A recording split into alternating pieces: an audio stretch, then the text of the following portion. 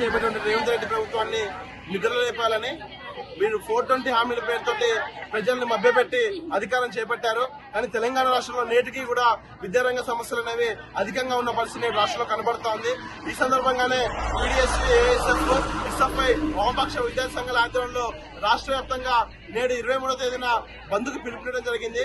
ఈ సందర్భంగానే సత్తుపల్లి కేంద్రంగా విద్యా సంస్థలు మొత్తం కూడా పనిచేసి ప్రభుత్వ ప్రైవేట్ విద్యా సంస్థలు పనిచేసి వందలాది మంది విద్యార్థులతో నేడు సత్తుపల్లి కేంద్రంగా ర్యాలీ తీయడం జరిగింది. ఈ సందర్భంగా ప్రభుత్వం ఒకటే కోరుతున్నాము, అధికారంలో చేపడితే పెండింగ్ ఉన్న స్కాలర్షిప్ విద్యారంగ సమస్యలు పరిష్కరిస్తా అన్నారు. మరి పరిష్కరించకపోగా విద్యార్థులకు చెందినటువంటి 8,000 కోట్ల రూపాయలు కూడా నేటికి విడుదల చేయని పరిస్థితి రాష్ట్రంలో కనబడతా ఉంది. అదేవిధంగా విద్యార్థులకు మధ్యాహ్న భోజనం ఏర్పాటు చేస్తున్నారు.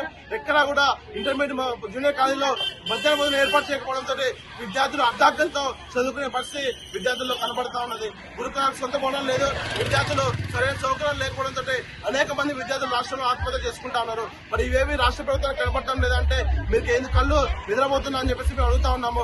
బడ్జెట్ లేదని చెప్పేసి అంటా ఉన్నారు. మరి బడ్జెట్ లేని తెలంగాణలో మీరు మిస్ వరల్డ్ కాంపిటీషన్ పెట్టారు, మీరు ఎమ్మెల్యేలు జీతాలు తీసుకుంటా ఉన్నారు, మినిస్టర్లు జీతాలు తీసుకుంటా ఉన్నారు. మరి మీరు ప్రజాసేవ చేయడానికి వచ్చినటువంటి మీరు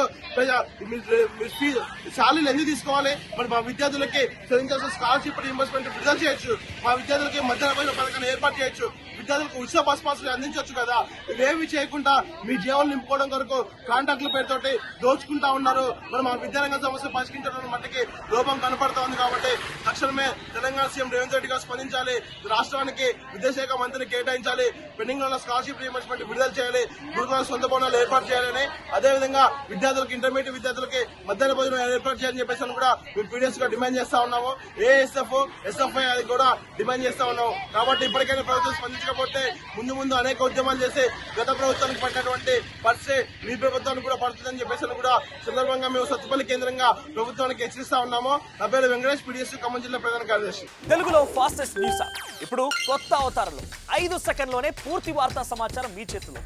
సోషల్ మీడియా ట్రెండ్స్ మీ కళ్ళ ముందుకే live TV and voice search options తో ఇప్పుడే డౌన్లోడ్ చేయండి. యాప్ లింక్ డిస్క్రిప్షన్ లో ఉంది.